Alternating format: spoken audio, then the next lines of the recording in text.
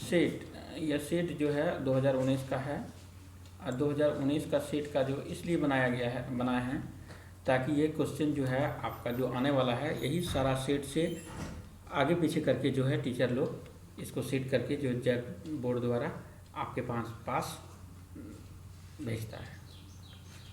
तो इसमें 80 नंबर का यह है, पूर्णांक दिया हुआ है और यहाँ पर समय आपको मिलेगा 3 घंटा।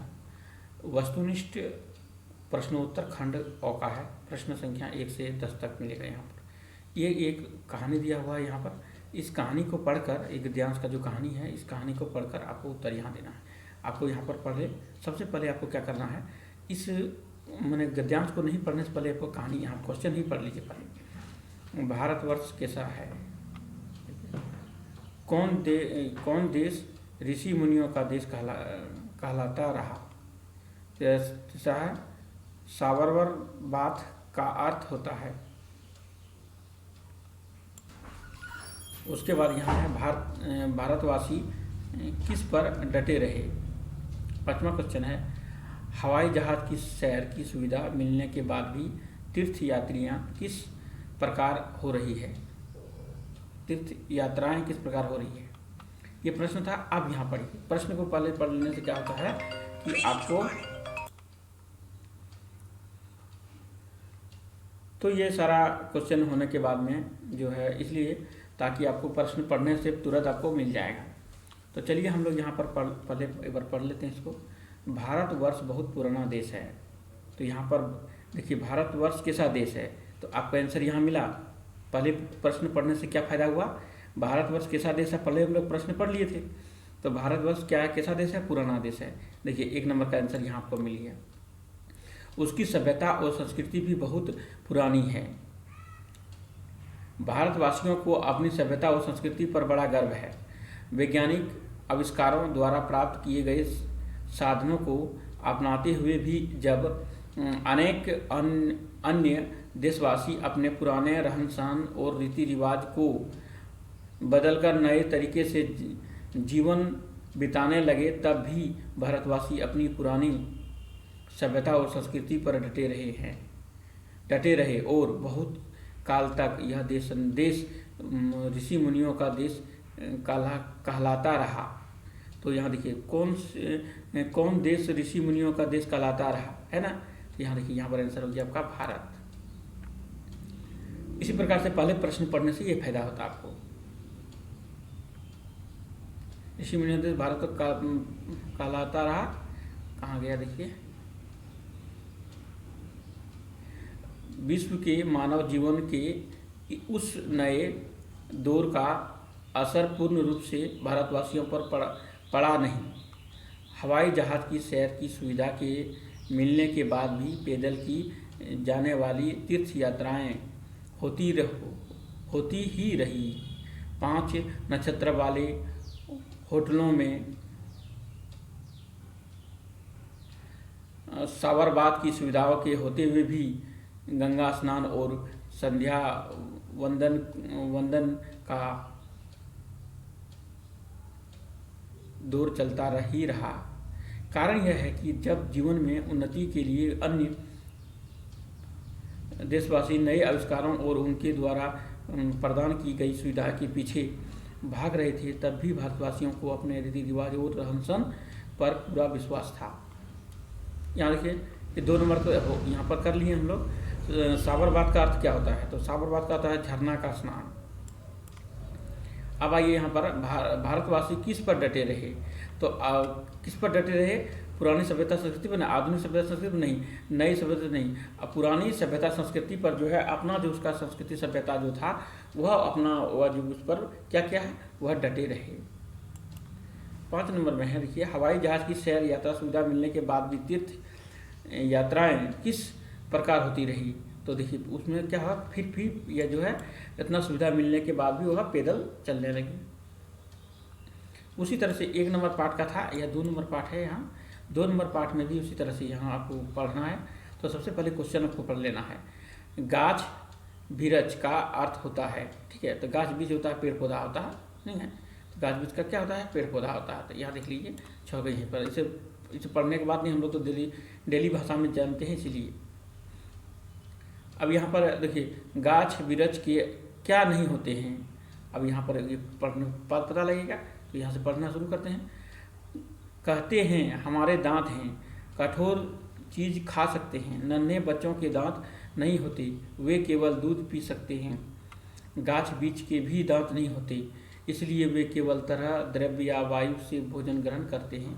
गाछ वृक्ष जड़ के द्वारा माटी से रसपान करते हैं। चीनी में पानी डालने पर चीनी गल जाती है। माटी में पानी डालने पर उसके भीतर बहुत से द्रव्य गल जाते हैं। गाछ वृक्ष वे ही तमाम द्रव्य सोखते हैं। जड़ों को पानी न मिलने पर पेड़ का भोजन बंद हो जाता है, पेड़ मर जाते हैं।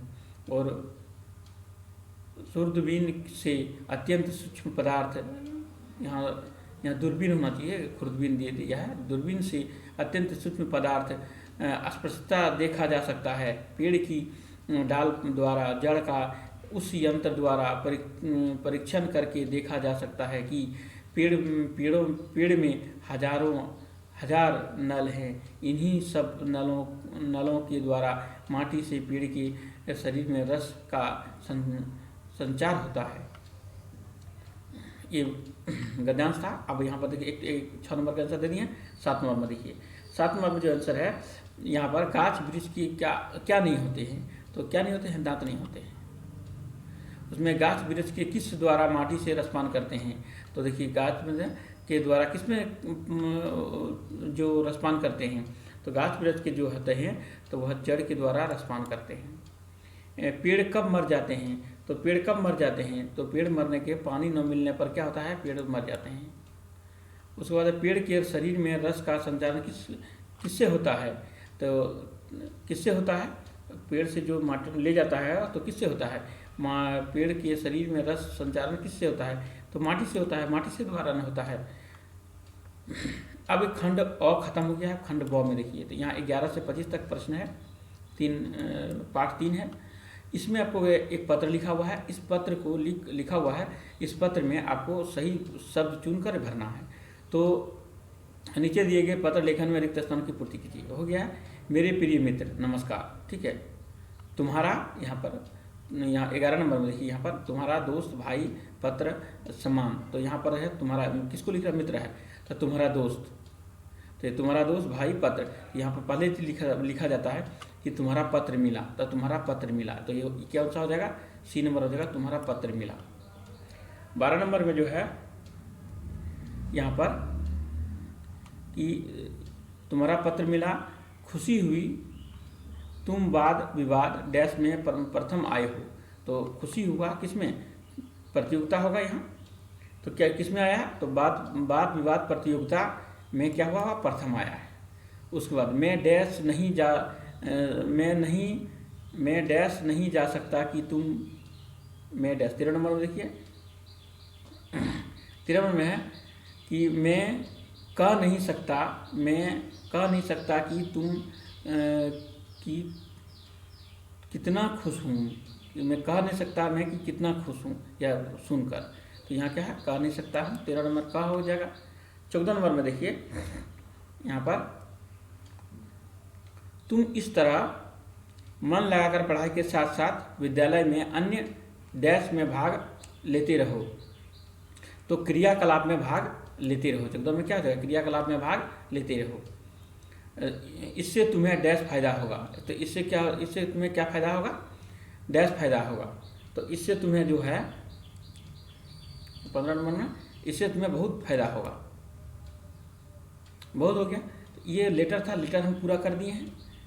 अब यहाँ पर देखिए 3 नंबर के बाद 4 नंबर में जो है कि आप क्या बोला है, सही विकल्प को चुनिए और उसमें भरिए, तो 16 से 25 तक दिया हुआ है। विद्वान का स्त्रीलिंग क्या होता है, तो विद्वान का जो स्त्रीलिंग शब्द होता है क्या होता है विद्वान का, तो विद्वान का विदुषी होता है। सी नंबर में लगिए, विद्वान का स्त्रीलिंग शब्द विदुषी होता है।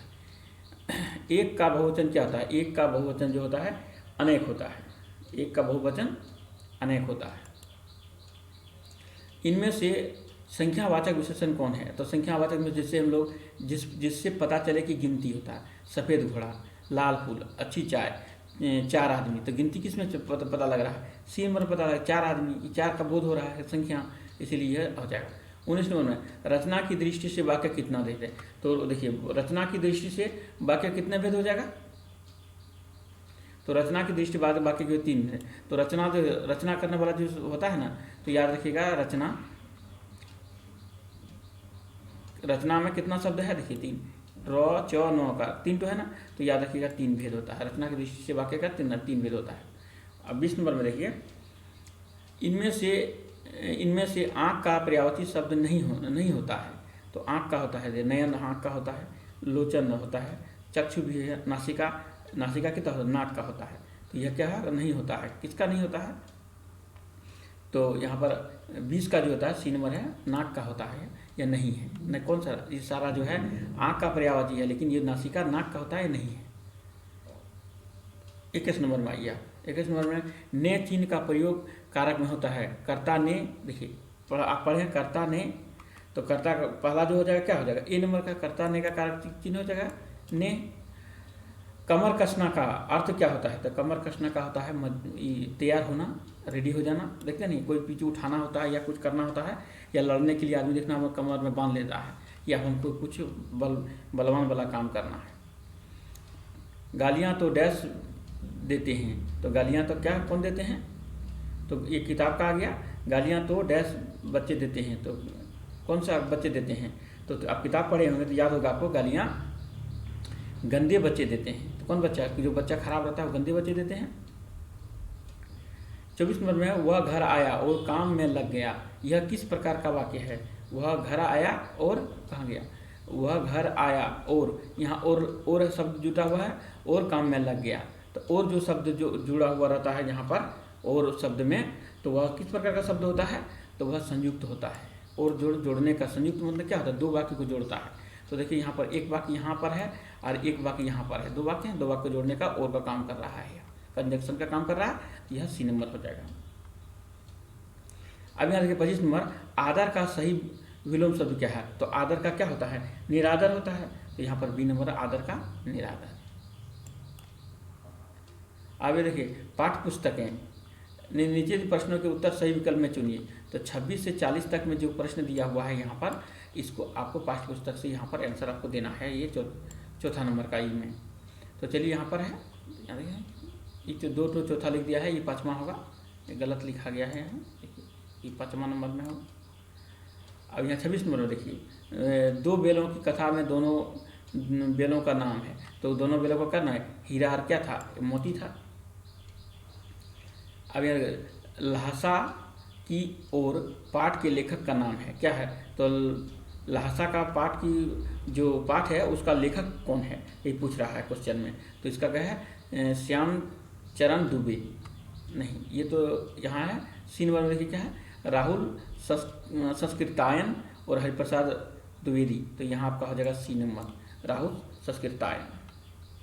28 नंबर में देखिए, यानी ये यहाँ पर 27 था, हाँ 27 का जो हो जाएगा यहाँ पर सी हो जाएगा, ठीक है।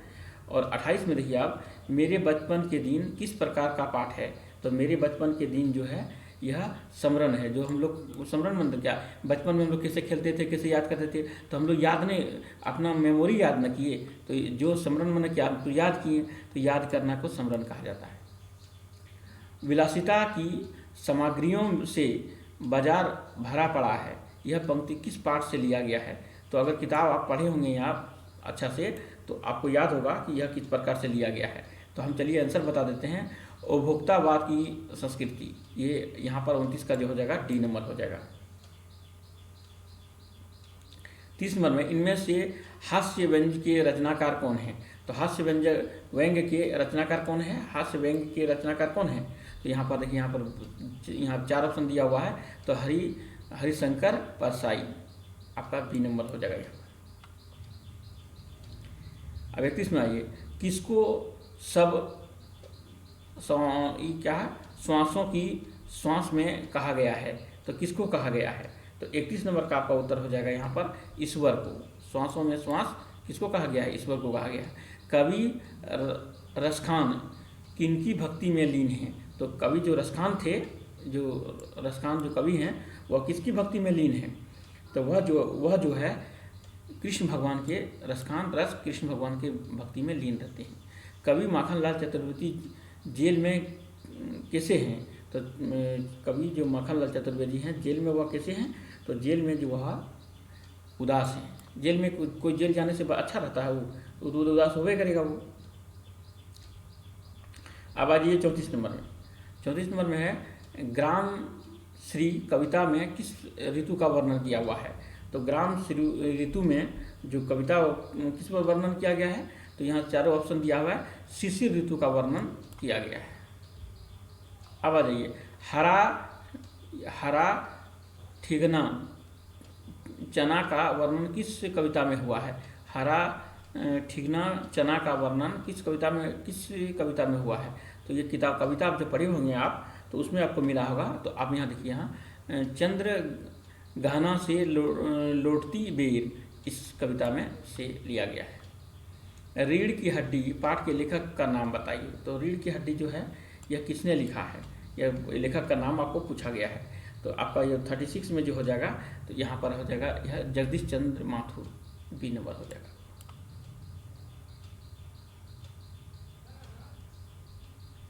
आवाज ये है, मृत्यु का तरल दूध किसे कहा जाता है? तो मृत्यु का तरल दूध किसे कहा गया है?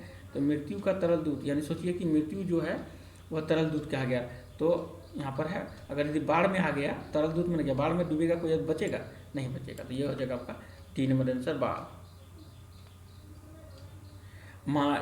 माटी वाली कहानी में किस समस्या का पर प्रकाश डाला गया है? तो माटी वाली समस्या किस प्रकार का समस्या का डाला गया है? तो 38 में जो है आपका यहाँ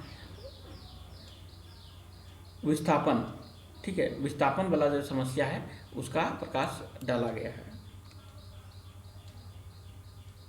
यहाँ। उसके बाद है यहाँ पर 39 में रीढ़ की हड्डी पाठ में विवाह योग्य कन्या का नाम है। तो विवाह योग्य कन्या का नाम कौन सा है?